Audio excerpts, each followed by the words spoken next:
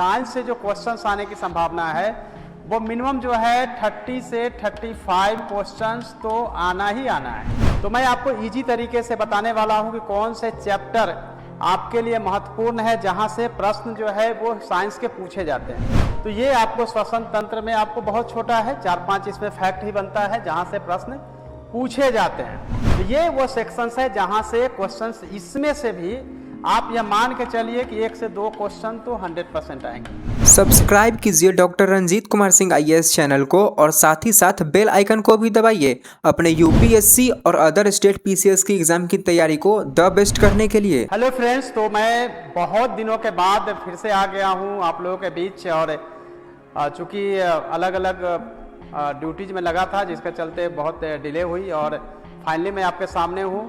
आप लोगों के जो क्वेरीज और क्वेश्चंस आए हैं उसमें आप लोगों ने हमेशा कहा है कि आपने हिस्ट्री का बता दिया, ज्योग्राफी का बता दिया, तो अब आप साइंस का बताइए।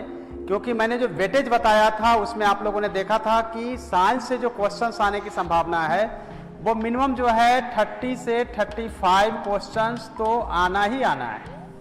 तो 30 से 35 क्वेश्चंस, क्योंकि आप लोगों की प्रायोरिटी जो थी हिस्ट्री थी, हिस्ट्री में जहाँ से 40 क्वेश्चंस आना है, बिहार स्पेशल जहाँ से 30 से 35 क्वेश्चंस आना है, करेंट जहाँ से ऑन एन एवरेज 25 से 30 क्वेश्चंस आने हैं। जो मेजर पोर्शन था वो पोर्शन है आपके सामने वो साइंस का। साइंस में आप लोगों ने क्वेरी किया था कि जैसे ही आप लोगों ने मैंने आपको बताया था कि आपको हिस्ट्री में क्या क्या चैप्टर करना चाहिए, पॉलिटी में 10 चैप्टर करना है, उसी तरीके से आज मैं आप लोगों के सामने साइंस लेके आया हूं। जो सामान्य तौर से आर्ट्स या ह्यूमैनिटी के जो कैंडिडेट्स हैं उनके लिए समस्या होती है कि साइंस को कैसे पढ़ा जाए, क्या पढ़ा जाए। तो मैं आपको इजी तरीके से बताने वाला हूं कि कौन से चैप्टर आपके लिए महत्वपूर्ण है जहां से प्रश्न जो है वो साइंस के पूछे जाते हैं। पिछले 10 साल के प्रश्नों का विश्लेषण करने के बाद हम इस निष्कर्ष पे पहुंचे हैं कि न केवल बायोलॉजी बल्कि फिजिक्स और केमिस्ट्री से भी प्रश्न पूछे जाते हैं। तो कौन सा सेक्शन देखा जाए जहां से फिजिक्स और केमिस्ट्री दोनों के ही क्वेश्चन जो है आपको मिल सके। तो सबसे पहले हम यह बताएंगे आपको कि आपको साइंस में बायोलॉजी से कहां देखना है। तो आप जैसा कि देख रहे हैं, पहला जो चैप्टर है जनरली जो सेल, कोशिका, यह कोशिका से क्वेश्चन जो है वो आता ही आता है। और कोशिका में ऐसे नॉर्मली आपको कोई डिफिनीशन नहीं पूछा जाएगा, एक्चुअली बिल्कुल फैक्चुअल क्वेश्चंस वगैरह होता है जिसमें कि आप सभी जानते हैं। आप कोशिका का पूरा बनावट देखिए और हर चीज का, जैसे माइक्रोकॉन्ड्रिया है जो सेल का पावर हाउस कहा जाता है, ऑक्सीडेशन का काम करता है, उसी तरीके से जितने भी इसमें सेल्स के जो और पार्टिकल्स हैं उसमें से आपको क्वेश्चन हमेशा पूछा जाता है। तो आपको यह देखना है। लेकिन साथ में आपके मन में प्रश्न आता होगा तो फिर प्लांट सेल से क्वेश्चन आता है कि नहीं। तो प्लांट सेल से भी क्वेश्चंस आता है, और चूंकि प्लांट सेल से क्वेश्चन आता है इसीलिए मैंने आप लोगों को प्लांट सेल बताना शुरू किया कि प्लांट सेल भी आपको देखना पड़ेगा। खास तौर से आप देखते हैं कि जो एनिमल सेल है और दोनों सेल में क्या अंतर होता है, तो दोनों के डिफरेंसेस जो होते हैं उसके हिसाब से आपको प्लांट सेल को भी देखना चाहिए। तो इससे क्वेश्चंस भी पूछे गए हैं और यह 64वीं 65वीं में भी मैंने देखा है, उसके हिसाब से आप देखेंगे तो वहां से प्रश्न पूछा जा रहा है। आप सभी जानते हैं कि सेल से ऊतक का निर्माण होता है, यानी कि टिश्यू बनता है। जब सेल बनता है तो टिश्यू बनता है, और टिश्यू में भी आप देखेंगे कि एनिमल टिश्यू और प्लांट टिश्यू दोनों से क्वेश्चन जो है पूछा जा रहा है।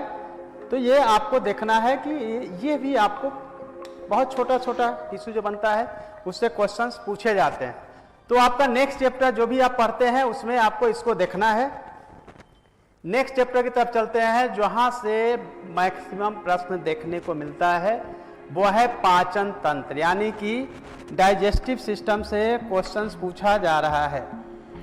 डाइजेस्टिव सिस्टम से क्वेश्चन पूछा जाता है। आप सब जानते हैं कुछ भी हम खाते हैं वो आपके ओरल कैविटी से जाता है, यानी कि मुंह में जो लार ग्रंथ है, कौन कौन सी लार निकलती है, कितना निकलता है, उसके बाद ओसोफेगस से होते हुए आपका जो फूड पहुंचता है स्टमक में, इंटेस्टाइन वगैरह वगैरह जो है आपको फिगर के माध्यम से बताया जा रहा है। इस फिगर को भी ध्यान में रखते हुए इसमें आप देखेंगे कि कहाँ से कौन सी रस निकलती है जिससे कि आपका पाचन की क्रिया होती है। तो डाइजेस्टिव सिस्टम से जो है क्वेश्चंस पूछे जाते हैं। डाइजेस्टिव सिस्टम को भी आपको बहुत अच्छे से देखना पड़ेगा, यानी कि पाचन रस जो होती है उसके बारे में भी आपको पढ़ना पड़ेगा। तो ये तीसरा चैप्टर से जहाँ से प्रश्न पूछे जाते हैं, उसी तरीके से आपके श्वसन तंत्र से क्वेश्चन होता है। श्वसन तंत्र में देखिए आप पता है लंग्स का फंक्शन है क्या है, ट्रकिया जो है वो आपको देखना है और किस तरह से काम करता है। तो ये आपको श्वसन तंत्र में आपको बहुत छोटा है, 4-5 इसमें फैक्ट ही बनता है जहाँ से प्रश्न पूछे जाते हैं। अब चलते हैं जहाँ से मेजर क्वेश्चंस का पोर्शन है, वो है परिसंचरण तंत्र, रक्त और रक्त समूह, रक्त का भाग। तो ये जो है ब्लड ग्रुप्स, यानी कि पूरा का पूरा जो है उसमें आपको पढ़ना पड़ेगा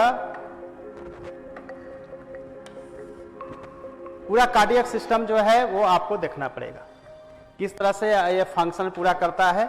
यहाँ से प्रश्न डेफिनेटली आता है, यानी 1-2 प्रश्न तो आएंगे ही आएंगे, उससे अधिक भी प्रश्न हो सकते हैं। नेक्स्ट अगर हम उसके तरफ चलते हैं तो सर्जन तंत्र से क्वेश्चन आते हैं।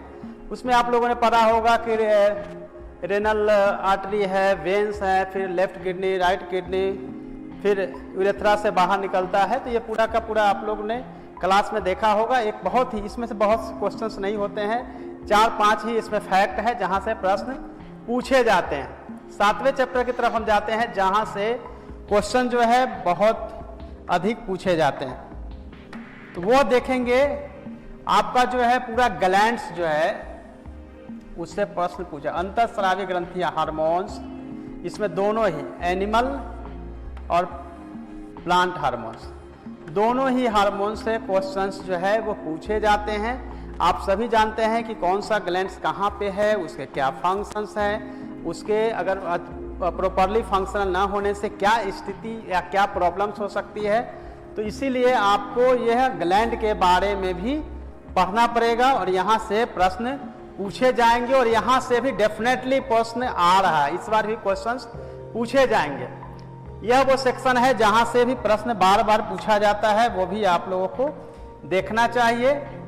जनन और भ्रूण विकास यानी रिप्रोडक्टिव सिस्टम्स के बारे में प्रश्न पूछे जाते हैं और वो दोनों ही, इसमें मेल और फीमेल दोनों ही आपका जो है पूछा जाएगा और इसके बारे में भी आप लोगों को क्लास में पहले ही बताया गया है और दोनों के बारे में पढ़ना चाहिए। और कौन कौन से हार्मोन से क्या होता है ये इससे भी संबंधित है, तो यह भी आप लोगों को देखना चाहिए। नेक्स्ट जो हम चैप्टर जिसकी बात करने जा रहे हैं, यह चैप्टर से भी 2 से 3 क्वेश्चंस आपके कम से कम पूछे जाएंगे।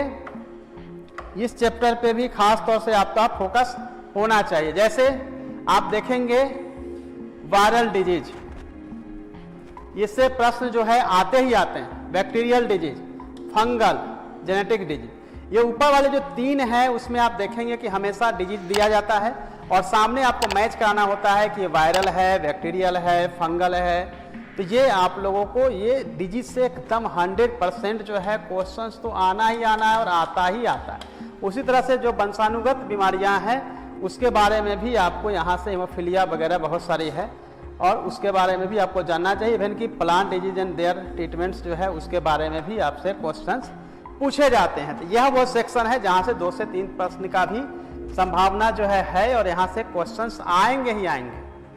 अब जहाँ से मेरा फेवरेट चैप्टर भी है जो कि न्यूट्रिशन से जुड़ा हुआ है, यहाँ से प्रश्न आते हैं। विटामिन, उसका रासायनिक नाम, कमी होने से कौन कौन सी बीमारी, विटामिन ए की कमी से क्या, बी से क्या, सी से क्या, डी से क्या, के विटामिन की कमी से क्या होता है, उसके नाम क्या है। तो वो क्वेश्चंस भी बार बार पूछा जाता है, इजीली आपको मिल जाएगा। कार्बोहाइड्रेट का क्या यूज है, फैट जो है कितना मात्रा में कितना होना चाहिए, प्रोटीन का क्या उपयोग है बॉडी के लिए, ये तमाम तरह के प्रश्न जो है आपसे पूछे जाते हैं। कुछ बीमारियां हैं जिसमें कि रेडियो सक्रिय तत्व से होने वाले इसका इलाज भी है। तो आप सब जानते हैं कि बहुत सारे ऐसी बीमारियां हैं जिसमें कि रेडियो सक्रिय तत्वों का यूज किया जाता है, तो वहाँ से प्रश्न आते हैं। और फिर उसके बीमारियों में जो इंस्ट्रूमेंट यूज किए जाते हैं वो आप लोगों से पूछा जाता है। तो ये वो सेक्शंस है जहाँ से क्वेश्चंस, इसमें से भी आप यह मान के चलिए कि 1 से 2 क्वेश्चन तो 100% आएंगे। जो भी चैप्टर मैं बता रहा हूं उसमें से 2 क्वेश्चंस की पूरी संभावना है, और जब एग्जाम आप देंगे तब आपको याद आएगा कि नहीं सर ने सही बताया था। तो ये मैंने 10 आपको चैप्टर्स बताए हैं। ये 10 चैप्टर्स जहां से कम देखेंगे तो 15 से 20, और मैं बिल्कुल ही आश्वस्त हूं कि आपको कितना भी खराब करेंगे तो 15 सही होगा, 20 तक क्वेश्चंस इसमें से आएंगे। जो मैंने अभी तक 10 चैप्टर बताए हैं उसमें से यही आपको पढ़ना है। अब रहा कि इसकी रणनीति क्या होनी चाहिए, तो बायोलॉजी को पढ़ने के लिए आपको जो मैंने चैप्टर बताए हैं बस 1 से 1.5 घंटा लगेगा एक चैप्टर को पढ़ने में। यानी कि आपको 10 चैप्टर को 5 डेज में पूरा करना है, और 5 डेज का मतलब है कि लगभग 15 से 20 क्वेश्चन की पूरी तैयारी होगी। तो आपको करना यह है कि जब आप प्रिपरेशन करेंगे तो प्रीवियस ईयर्स के क्वेश्चंस को भी देखते जाना है, न केवल बीपीएससी का बल्कि दूसरे भी स्टेट पीसीएस के क्वेश्चंस को भी देखना चाहिए, क्योंकि जो क्वेश्चंस आते हैं उसमें रिपीटेशन ही होता है। तो ये अब सेक्शन है जहां से क्वेश्चन पूछा जाता है।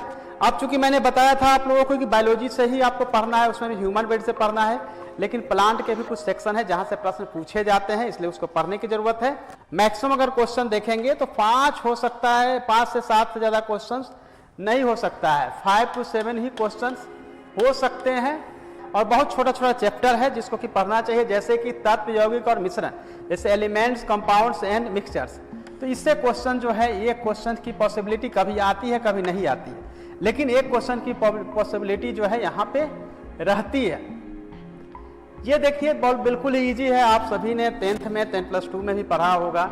परमाणु संरचना, इससे संबंधित महत्वपूर्ण सिद्धांत, atomic structure and it's related important theories, तो सबने पढ़ा होगा। न्यूक्लियस, प्रोटॉन, न्यूट्रॉन, इलेक्ट्रॉन सब आप लोगों ने पढ़ा होगा।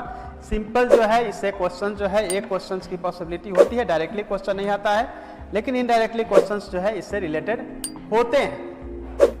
अब मैं नेक्स्ट जहां से क्वेश्चंस की पॉसिबिलिटी है वो एरिया जो है आप देखिए, यहाँ से प्रश्न जो रेडियो सक्रियता, जब मैं आगे बता रहा था रेडियो सक्रिय तत्व, उसके उपयोग के बारे में भी क्वेश्चंस जो है, एक क्वेश्चंस की पॉसिबिलिटी है, बट ये 100% नहीं है कि आएगा ही, लेकिन कभी आता है कभी नहीं आता है। लेकिन कोई भी ऐसा सेक्शन में छोड़ना नहीं चाहता हूं जहां से क्वेश्चन छूटे।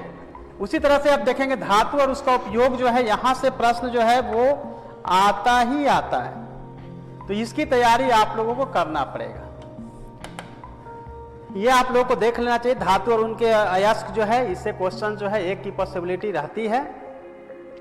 मिश्र धातु, चूंकि हम लोग के जीवन में हमेशा जो हम लोग यूज करते हैं यूटेंसिल्स वगैरह, वो जो है मिश्र धातु से ही बने होते हैं, तो यहाँ से क्वेश्चन जो है पूछा जाता है। जनरली पीतल में क्या यूज होता है, स्टील में क्या यूज करते हैं, तो ये यहाँ से ये क्वेश्चंस की पॉसिबिलिटी रहती है, तो इसलिए मैंने इसको यहाँ पे रखा है। आम्ल क्षार और ये आप जानते हैं कि इसकी जो pH मान है उसके आधार पे आप इसको देख सकते हैं। यहाँ से भी एक क्वेश्चन की पॉसिबिलिटी रहती है, बट कभी आती है कभी नहीं आती है, लेकिन चूंकि आया है पिछले 10 साल में 3 बार, इसलिए मैंने इस चैप्टर को भी यहाँ पर रखा है। यह वो सेक्शन है जहाँ से एक क्वेश्चन आएंगे, तो वो सेक्शन है जहाँ से एक क्वेश्चन आएंगे, वो है एक कार्बनिक यौगिक, ऑर्गेनिक कंपाउंड से क्वेश्चन आए हैं और एक क्वेश्चन आएंगे, इसीलिए इस सेक्शन को भी आपको कर लेना चाहिए। नेक्स्ट हम चलते हैं, यह वो एरिया है जहां लोग ध्यान नहीं देते हैं, ईंधन से क्वेश्चंस आते हैं। क्वेश्चन जो है कंटिन्यू अल्टरनेट में आए हैं। कुछ महत्वपूर्ण यौगिक, उसका व्यावसायिक और रासायनिक नाम और उसका उपयोग, ये गैसेज वगैरह होते हैं, उसके बारे में आपको पढ़ना पड़ेगा कि कौन कौन सा जो है इसमें यौगिक कंपाउंड्स हैं, जिसके बारे में आपको पढ़ना चाहिए। यहाँ से भी ये क्वेश्चंस आते हैं। यहाँ से क्वेश्चन कभी हमेशा अल्टरनेट आया है। अल्टरनेट का मतलब है कि जब 66वीं में आया तो फिर 64th में आया है, जैसे बहुलक निर्माण, उसका उपयोग, यानी पॉलीमर के बारे में क्वेश्चंस जो है आए हैं, और खासतौर से जो अप्लाइड क्वेश्चन टाइप का है जिसका व्यवहारिक जीवन में उपयोग है, उस तरह के क्वेश्चंस ही यहाँ से बनाए गए हैं। तो ये तो था आपके केमिस्ट्री का लास्ट सेक्शन। देखेंगे यहाँ से क्वेश्चन जो है, ये क्वेश्चंस 100% आते हैं पीरियोडिक टेबल से, आवर्त सारनिया से, खासतौर से जो गैस है उसके बारे में आपको देखना चाहिए। तो ये क्वेश्चन का यहाँ पॉसिबिलिटी है। ये मैं आप लोगों को अब हम चलते हैं आपको फिजिक्स की तरफ लेकर। अभी आपने केमिस्ट्री के बारे में मैंने बता रहा था, और फिजिक्स में जो है वो मात्र 6 ऐसे चैप्टर है जहां से प्रश्न पूछे जाते हैं। इसके अलावा कहीं से क्वेश्चन नहीं आते हैं। यहां से एक प्रश्न की 100% पॉसिबिलिटी है, वो है मात्रक। जैसे कि आपने देखा होगा सदिश राशि कौन है, अदिश राशि कौन है, 4 उसमें ऑप्शन दिया रहता है। कई बार डायरेक्टली पूछ लिया जाता है, किस जैसे समय का मात्रक, कार्य का मात्रक, इस तरह से डायरेक्टली क्वेश्चंस पूछे गए हैं और यहाँ से 1 क्वेश्चन की गारंटी है। ये क्वेश्चन तो आने ही आने हैं। सेकेंड जो है वो है भौतिक राशि उसका, यानी कि आप देखेंगे कि quantity and it's measuring instrument जो है फिजिकल, इससे भी ये क्वेश्चन जो है बिल्कुल ही आता है। इससे भी क्वेश्चन जो है वो आता है। ये आप लोगों को देख लेना चाहिए। जहाँ से ये क्वेश्चंस जो है वो एवरी ईयर जो है रिपीट हुआ है, तो वहाँ से आपको करना चाहिए। अब ये वो एरिया है जहाँ से 2 क्वेश्चंस की पॉसिबिलिटी हमेशा रही है और हमेशा आती रही है, तो वो मैं आपको बताता हूँ। डायरेक्टली कभी भी आपसे नहीं पूछेगा कि आप लॉ ऑफ मोशन बताइए, बल्कि कुछ भी एग्जाम्पल के तौर पे आपसे क्वेश्चन होगा। गुरुत्वाकर्षण में भी क्वेश्चंस रहे हैं, सेटेलाइट से भी क्वेश्चंस हमेशा पूछे जा रहे हैं, सिंपल पेंडुलम से क्वेश्चन है, वर्क एनर्जी एंड पावर से क्वेश्चन है, और वेव टाइप से क्वेश्चन है। उसी तरह से यांत्रिक तरंग, विद्युत चुंबकीय तरंग जो है, इससे क्वेश्चंस पूछे जाते रहे हैं। तो यहाँ से क्वेश्चन जो है मिनिमम 1 से 2 क्वेश्चन पूछे जाते रहे हैं। अगर 2 क्वेश्चन नहीं भी होता है तो ये क्वेश्चंस तो पूछे ही जाएंगे। अब चलते हैं, हम आपको आगे ले चलते हैं। यहाँ जो है बहुत इंपॉर्टेंट है, यह वह गारंटी जगह है जहाँ से प्रश्न पूछे ही जाते हैं। यह वो एरिया है जहाँ से प्रश्न पूछे ही जाते हैं। तो दर्पण, जैसे मान लेते हैं सी पर है तो सी पे बनेगा, उल्टा बनेगा, सीधा बनेगा, छोटा बनेगा, बड़ा बनेगा। यह आप सब ने बोर्ड में 10th के क्लास में आपने देखा होगा। तो दर्पण का जो है इससे पूछा जाता है। जैसे आपको मायोपिया है, कौन सा लेंस यूज करना है, लेंस में अगर देखेंगे तो आपको हमेशा निकट दृष्टि दोष, दूर दृष्टि दोष, सिलिंड्रिकल लेंस का कहाँ उपयोग करेंगे। उसी तरह से माइक्रोस्कोप के बारे में क्वेश्चंस पूछे जाते हैं। तो ये वो एरिया है जहाँ से 1 से 2 क्वेश्चंस, इस बार संभावना है कि कम से कम 2 क्वेश्चंस इस सेक्शन से आना ही चाहिए। तो यह वो सेक्शन है जहाँ से आपको देख लेना चाहिए। बाकी तो विद्युत धारा है मापने की, जो वोल्ट मीटर, आम मीटर, ये सब चीज़ें जो है आपको एक पढ़ लेना चाहिए जहाँ से क्वेश्चन पूछे जाएंगे। और ये मेथड है, तरीका है। कई बार डायनमो से पूछा जाता है, ट्रांसफार्मर से पूछा जाता है। तो ये क्वेश्चन है जहाँ से आप पूछ सकते हैं। लास्टली आपको हम ले चलते हैं जहाँ से क्वेश्चन आने की पॉसिबिलिटी है। यह है एरिया जहाँ से प्रश्न पूछे जाते हैं। तनाव, श्यानता, केशिका क्रिया।